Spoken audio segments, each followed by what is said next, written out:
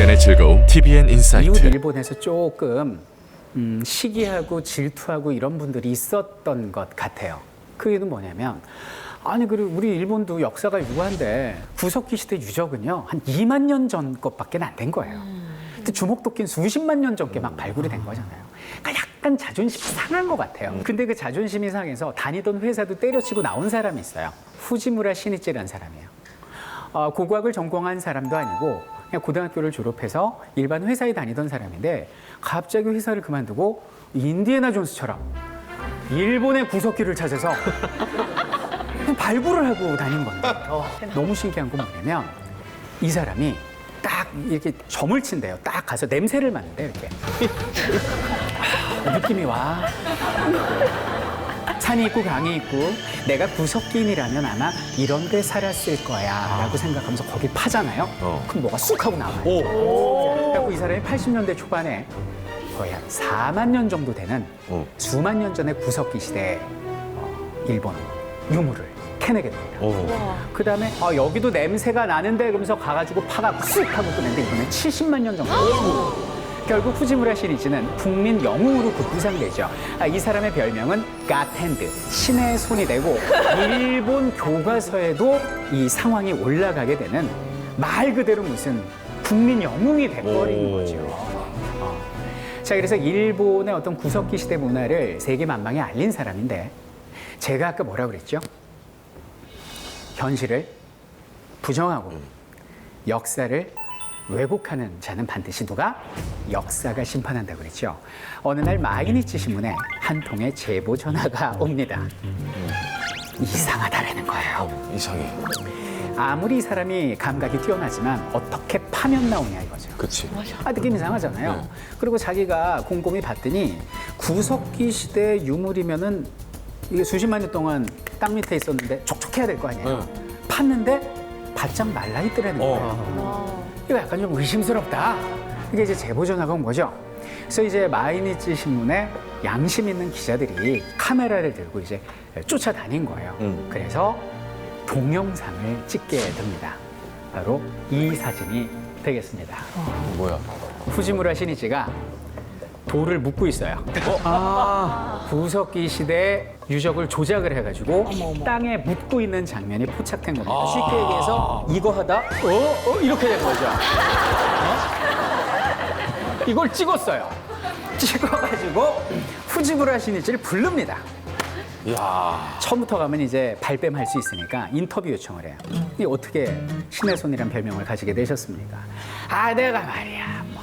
냄새가 나, 느낌이 있어, 난 다 알아. 이러고 있어서 한 30분 인터뷰 딴 다음에 그러십니까? 그러면 혹시 저희가 촬영한 영상인데 이 영상은 어떻게 생각하십니까? 이렇게 된 것이요. 그 다음에 후지무라 시니치는 어떻게 되었을까요? 한번 볼까요? 대서특필되고 신문에 대서특필되고 국제적 개망신을 당하게 되고 결국은 허리를 숙여서 사죄를 하는 이런 야. 우울하고도 추한 모습을 진짜 보이게 진짜 생각. 됩니다. 이 이후에 그 국제 고고학 학술 대회가 열렸는데 일본의 고고학 학자들은 참석도 하지 못하고요. 그 다음번에 겨우 참석했는데 그냥 아무 말도 하지 못하고 꿀먹은 벙어리로 있었다라는 말을 우리나라 고고학 학자분들이 전해주고 계세요. 자, 여기서 우리가 느낄 수 있는 건 뭘까요? 70만 년 전의 이야기가 국격과 자존심의 문제로 아직도 총성 없는 전쟁으로 진행되고 있구나라는 사실을 알 수 있는 것이죠. 1980년대 초반에 후지무라 시니치가 어떤 그 일본의 이 선사 시대를 왜곡하는 이런 몹쓸 짓을 하고 있을 때 우리나라에서는 작은 영웅이 한 분 탄생하게 되는데요. 우리나라 구석기 시대를 다시 한번 밝혀준 김흥수 선생님을 소개합니다. 여러분들 혹시 그 역사 좀 관심 있으신 분들 혹시 흥수아이라는 말 들어보신 적 있나요? 이 흥수아이가 뭐냐면 이 김흥수 선생님은 이제 70년대부터 그 광산을 운영하고 계셨어요. 석회 광산을. 근데 어느 날 이제 광산한다고 막 캐고 있는데 거기서 곰뼈, 구석기 시대 것으로 보이는 곰뼈도 나오고 메모드, 상아도 나오고 이런 게 나온 거예요. 그래서 당시 충북대학교의 이제 이용조 교수한테 여쭤봤더니 이건 위대한 발견이다. 그런데 정작 중요한 것은 사람의 유골이 나오면 참 좋을 텐데라는 말씀을 하신 거예요. 그리고 이제 세월이 지났어요. 그리고 한 80년대 초반이 됩니다.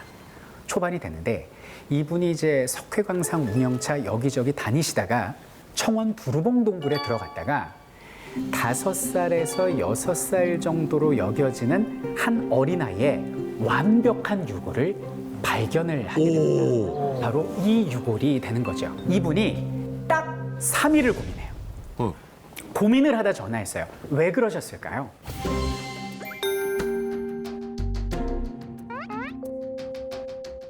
정 선생님, 네. 만약에 뭐 자녀분하고 산을 갔어요. 등산을 갔어요. 근데 이런 걸 발견을 했단 말이죠. 그러면은 어떻게 하시겠어요? 바로 신고를 하죠. 하겠죠. 네. 경찰서에 하거나. 가장 최근에 어떤 뭐 옛날이라고 생각을 못 할 것 같아요. 뭐 그렇죠. 보통 경찰서에 신고를 하겠죠. 네. 이분 같은 경우는 3일을 고민합니다. 그 이유가 뭐냐면 이게 분명히 이거는 왜냐하면 구석기 시대 유물이 나왔으니까 광산에서 구석기 시대 유골인데 이게 나오면 문화재 보호구역으로 지정이 되잖아요. 그러면 회사 문 닫아야 돼요. 운영이 안 됩니다. 그래서 이분이 딱 3일을 고민하셨다고요. 이걸 어떻게 해야 되나 고민하시다가 그래, 내 생계도 중요하고 내가 돈을 버는 것도 중요하지만 우리나라의 역사를 부정할 수는 없지 않은가, 묻을 수는 없지 않은가라는 생각에 떨리는 음성으로 전화를 한 거죠. 이번에 사람이 나왔습니다. 이렇게 된 거예요. 그래서 여기는 이제 유골이 발굴이 된 거죠. 그래서 구석기 시대의 것으로 추정되는 이 유골에 이름을 붙여야 되는데 당시 우리는 김웅수 선생님께 뭐 해드릴 수 있는, 보상해드릴 수 있는 게 없었어요. 그래서 감사패 하나를 드리고 그리고 이 아이의 이름을 모르잖아요. 이 아이의 이름을 김흥수 씨의 이름을 따서 흥수 아이 이렇게 붙여드린 거죠. 저는 처음 시작할 때 이혜정 선생님께서 오늘 돈을 많이 주는 행사가 있어요. 그것을 포기하고 이곳에 왔다라는 말씀을 하셨을 때 저는 김흥수 선생님을 떠올렸습니다. 내 생계보다도 역사적 인물들을 만나고 그 사건에 동화하겠다. 바로 이런 분들이 역사를 진정으로 사랑하시는 분들이 아닌가라고 생각이 들고요.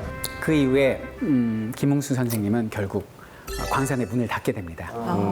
문을 닫게 되고 보험 일을 하세요. 최근 2015년 인터뷰를 봤는데 김웅선 선생님은 그 당시에를 다시 돌이켜보면 절대 후회하지 않는다. 나는 당연히 해야 될 일을 했을 뿐이다라고 말씀하시거든요. 자, 여기서 우리가 느낄 수 있는 게 무엇일까요? 흔히들 애국자, 뭐 의사, 열사, 지사 그러면 뭐 나와는 다른 대단한 사람이다라고 생각할 수 있는데요.